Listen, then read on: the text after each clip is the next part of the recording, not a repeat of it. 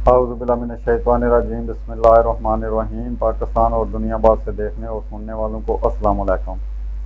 لاکھوں برس گزرے، آسمان پر شمال کی طرف سفید بادلوں کے پہاڑ کے ایک بڑے غار میں ایک بہت بڑا رچھ رہا کرتا تھا۔ یہ رچھ دن بھر پڑا سوتا رہتا اور شام کے وقت اٹھ کر ستاروں کو چھیڑتا اور ان سے شرارتیں کیا کرتا تھا۔ اس کی بدتمیزیوں اور شرارتوں سے آسمان پر بسنے والے تنگ آ گئے تھے۔ کبھی تو وہ کسی ننھے سے ستارے کو گیند کی طرح لڑکا دیتا اور وہ ستارہ کلابازیاں کھاتا دنیا میں آ گرتا، یا کبھی وہ انہیں اپنی اصلی جگہ سے ہٹا دیتا اور وہ بیچارے ادھر ادھر بھٹکتے پھرتے۔ آخر ایک دن تنگ آ کر وہ 7 ستارے، جنہیں 7 بہنیں کہتے ہیں، چاند کے عقل مند بوڑھے آدمی کے پاس گئے اور رچھ کی شرارتوں کا ذکر کر کے اس سے مدد چاہی۔ بوڑھا تھوڑی دیر تو سر کھچاتا رہا، پھر بولا، اچھا، میں اس نامعقول کی خوب مرمت کروں گا، تم فکر نہ کرو۔ 7 بہنوں نے اس کا شکریہ ادا کیا اور خوشی خوشی واپس چلی گئی۔ دوسرے دن چاند کے بوڑھے نے رچھ کو اپنے قریب بلا کر خوب ڈانٹا اور کہا، اگر تم زیادہ شرارتیں کرو گے تو تم کو آسمانی بستی سے نکال دیا جائے گا۔ کیا تمہیں معلوم نہیں کہ ان ننھے منھے ستاروں کی روشنی سے دنیا میں انسان اور جہاز اپنا اپنا رستہ دیکھتے ہیں، لیکن تم انہیں روز کھیل کھیل کر ختم کر دیتے ہو۔ تمہیں یہ بھی معلوم نہیں کہ جب یہ ستارے اپنی اصلی جگہ پر نہیں رہتے تو دنیا کے مسافر اور جہاز رستہ بھول جاتے ہیں۔ میاں رچھ نے اس کان سنا اور اس کان نکال دیا اور کہکہ مار کر بولے، میں نے کیا دنیا کے جہازوں اور مسافروں کی روشنی کا ٹھیکہ لے لیا ہے جو ان کی فکر کروں؟ یہ کہہ کر رچھ چلا گیا۔ جانے کے بعد بوڑھے نے بہت دیر سوچا کہ اس شیطان کو کس طرح قابو میں لاؤں۔ یکا یک اسے خیال آیا کہ اورین دیو سے مدد لینی چاہیے۔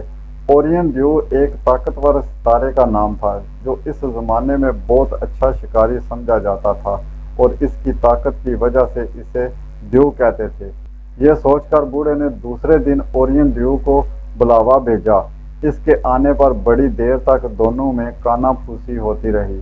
آخر یہ فیصلہ ہوا کہ وہ آج شام رچھ کو پکڑنے کی کوشش کریں۔ چنانچہ رات گئے اورین دیو نے شیر کی کھال پہنی اور رچھ کے غار کی طرف چلا۔ جب رچھ نے ایک بہت بڑے شیر کو اپنی طرف آتے دیکھا تو اس کے اوسان خطا ہو گئے اور وہ ننھے منھے ستاروں سے بنی ہوئی اس سڑک پر جو پریوں کے ملک کو جاتی ہے اور جسے ہم کہکشاں کہتے ہیں، بے تحاشا بھاگا۔ آخر بڑی دوڑ دھوپ کے بعد طاقتور شکاری نے میاں رچھ کو آ لیا اور ان کو پکڑ کر آسمان پر ایک جگہ قید کر دیا جہاں وہ اب تک بندھے کھڑے ہیں۔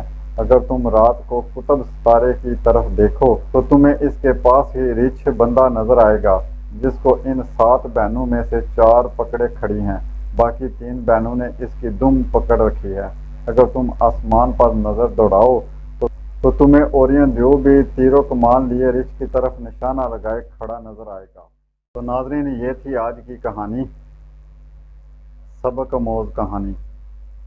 جیسا کہ ہر کہانی میں، ہر چیز میں، ہر شاعری میں کوئی نہ کوئی نصیحت ہوتی ہے، لیکن اچھا یہ جو گورے لوگ ہوتے ہیں نا، جو بلکہ کوئی بھی کامیاب جو قوم ہوتی ہے، آپ اس کو دیکھیں گے تو وہ ہر الفاظ میں کچھ نہ کچھ چیز ڈھونڈیں گے اور بڑے بڑے کام کی، بڑے بڑے پتے کی جو چیزیں ہوتی ہیں ان کو وہ پک کرتے ہیں اور اسی حساب سے وہ آگے چلتے ہیں۔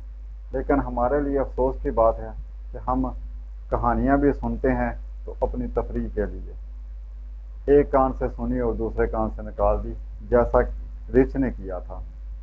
رچھ نے بھی بوڑھے کی بات جو تھی وہ ایک کان سے سنی اور دوسرے کان سے نکال دی، اور اس کا رزلٹ کیا ہوا کہ اسے قید ہونا پڑا۔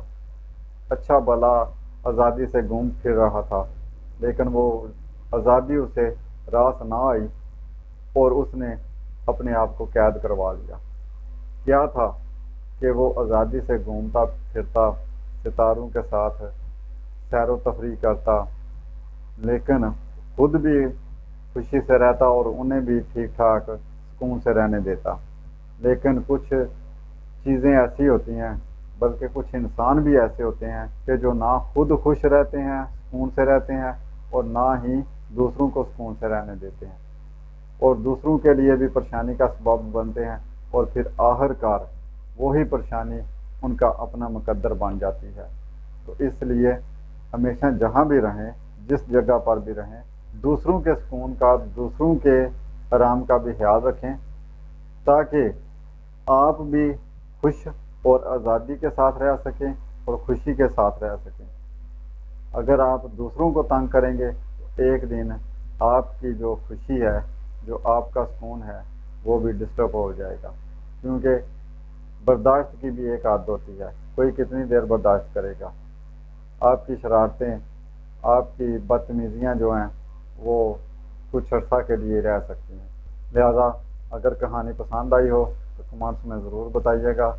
اپنا بہت بہت خیال رکھیے گا اور ہمیں بھی دعاؤں میں یاد رکھیے گا۔